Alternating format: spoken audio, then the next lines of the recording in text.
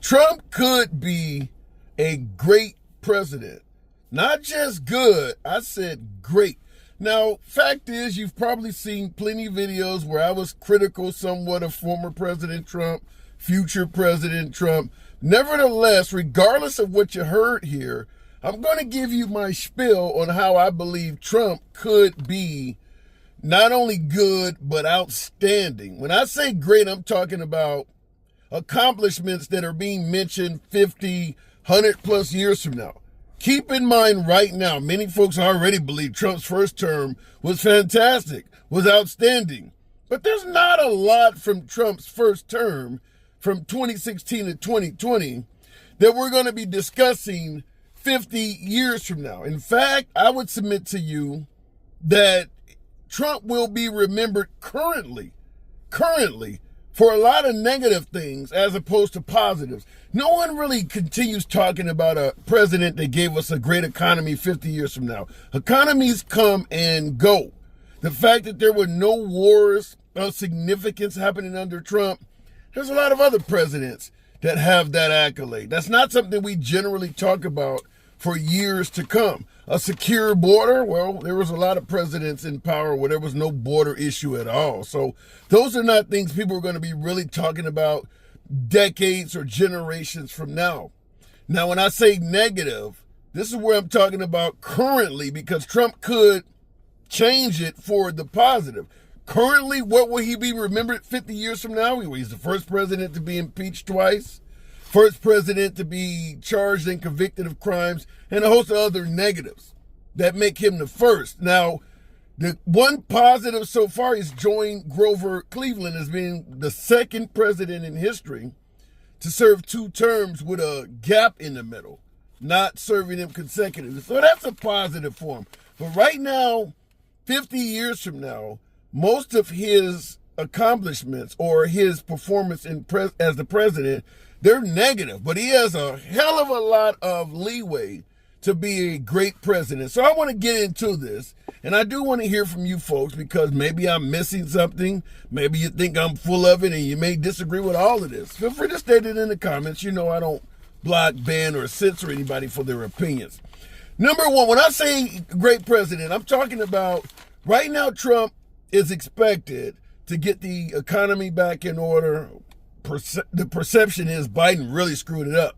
Fix the border issue. I think most of America believes the border is a mess. Too many folks coming in our country unscreened. We don't know who the hell they are, so they need to be probably deported, a lot of them. A lot of folks agree with that, even some Democrats. And last but not least, we would love it if we could go back to a time when there weren't so many global conflicts breaking out. Is that something that Trump can control? Maybe, maybe not. But if he does those 3 things, gets the economy back on course, gets the border back secure, and perhaps ends some of these global conflicts, I believe that will make him a fairly good president. But I didn't start this video out by talking about good. I said great. I'm talking about things you're going to be talking about for generations. Things that the children of the future and book reports, shit like that. Great. None of the stuff I mentioned so far, the economy, border security, or lack of global conflicts, will really qualify as great. So what do I mean by great? Well, I'm going to start out by saying his connection to Elon Musk could put him in the outstanding category. Fact is, despite his politics, Elon Musk is a fucking genius. A lot of fantastic creations are coming by way of Elon Musk. And under Trump, with Trump owing him a hell of a favor, at the end of the day, Elon Musk donated $145 million to Trump's campaign. Trump is known for rewarding loyalty. So giving Elon Musk huge government contracts and letting Elon Musk use his innovative talents, such as sending maybe a man on Mars, maybe expanding the space project. Now, keep in mind, Trump is the one that brought us the Space Force. You could get a hell of a lot of innovation in terms of space with Trump teaming up with Elon Musk, and Elon Musk having the blessing of the U.S. government behind him.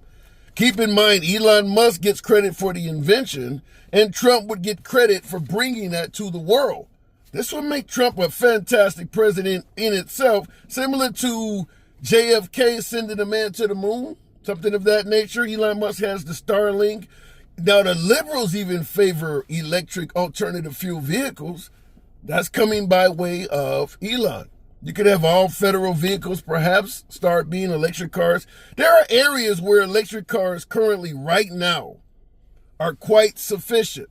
I get you're not going to do a 1,000-mile journey in an electric car, but there's a lot of areas where the vehicles are not required to do that. So teaming up with Elon Musk could lead America to having a bunch of fantastic, outstanding inventions.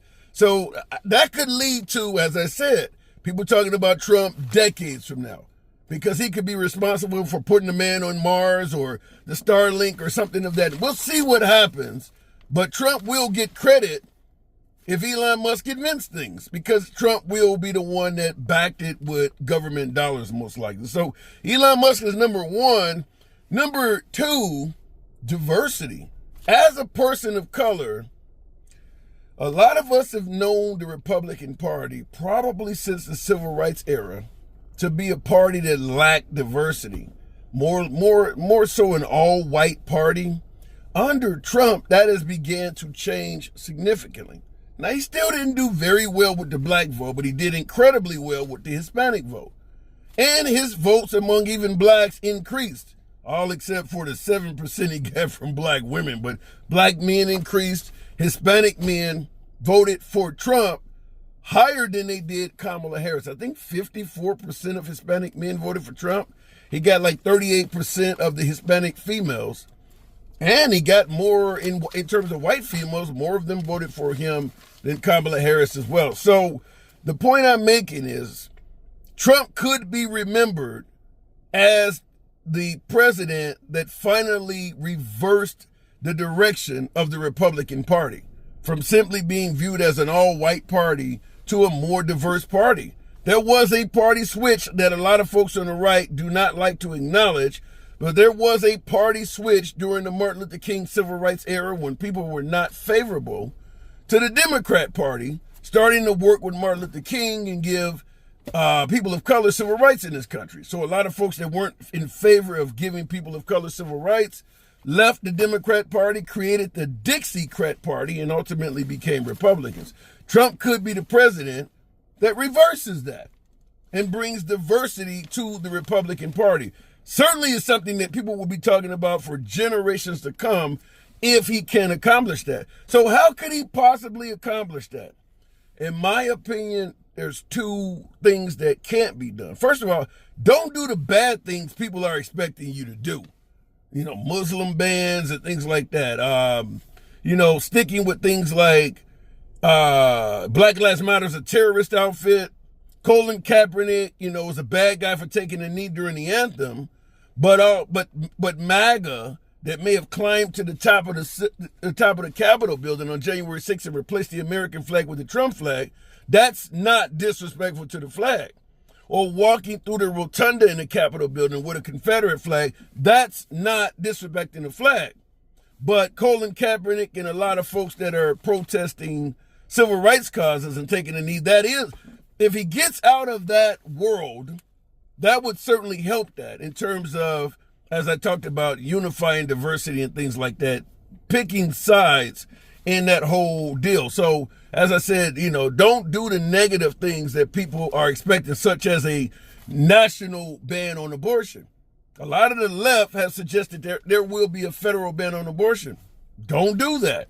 It seems right now the nation is somewhat okay with it being returned to states' rights. Leave it at that. At the end of the day, one of the reasons the liberals left, or better yet, the liberals lost, they went too far to the left. Trump needs to make sure under his administration, the Republican Party does not go too far to the right. Otherwise, you could have a landslide loss, just like they had a landslide victory. The Democrats went too far with LGBT issues, leaving the border open to anyone, getting involved in the Gaza, Hamas on the side of Hamas in Gaza. Democrats were pro-Hamas, pro-Gaza. That's going way too far to the left. A lot of the country was upset. If Trump gets in there and continues to kind of work for the people, as opposed to listening to the far right of his party, he could have a pretty memorable presidency. But as I stated, if he does the opposite of what the liberals did, which is going too far to the right, the next election is probably not going to be good for whoever the Republican is that's trying to follow him. So in addition to that, also, I said, don't do the negative things people were expecting. Revenge on his adversaries. Rhinos, these kind of folks, promising to get revenge on everybody from General Milley to General Petraeus. And, we're talking about the Wyoming Senator Liz Cheney. Leave all that alone. Nancy Pelosi, I think he indicated using the National Guard on Adam Schiff. That is divisive. Get in there and don't do all of that stuff. Actually live up to the claim that it was just a joke. People were taking you out of context. If he gets in there and does not do it, then you may be onto something. But if he gets in there and does that, that's not going to make him a great president, in my opinion. Taking things too far to the right, where you start attacking all your liberal adversaries and folks that did not favor you, and using the office of presidency to do that. So of those things, I do believe that Trump could ultimately be a great president, get the economy back on par, control the border. I don't think, even though he's promising the largest deportation in U.S. history, and a lot of liberals are saying, it's going to be really bad. I can tell you this, the country seems to favor it. I've talked to plenty of liberals that live in New York and Chicago. They want him out too. So even though it sounds draconian or it sounds awful, just like with the rolling back of abortion to states' rights, a lot of the country is okay with it. So control the border, deport whoever needs to be deported, a good economy, and if he could work with our adversaries as opposed to continuing to sanction and isolate them, such as Kim Jong-un, Vladimir Putin, Xi Jinping of China, if he could somewhat create a more stable, I won't say friendly, but manageable environment where we're not at each other's, not at each other's throats all the time. Yeah, he could go down in history as one of the greatest presidents ever. I will say a lot of folks, including myself, are a bit hesitant to immediately think he is going to do all of this stuff. But I'm just simply saying if he does, he could be quite memorable. And he would certainly not only help out his own legacy significantly, but he would also help out a hell of a lot of future Republican politicians to come down the line.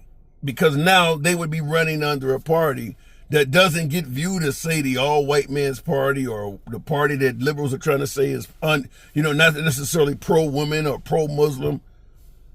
He has the power to really unify the country. Fact is, about 30% of the country is going to ride with Trump no matter what the hell he does. So he only needs to get about maybe another 20, 30% that really like him, and 60% favorable numbers. You don't normally get presidents that cross the 60, 65% threshold. He could do it because he has about 30% that is going nowhere, no matter what the hell he does. Everything I just stated here, he could do the exact opposite.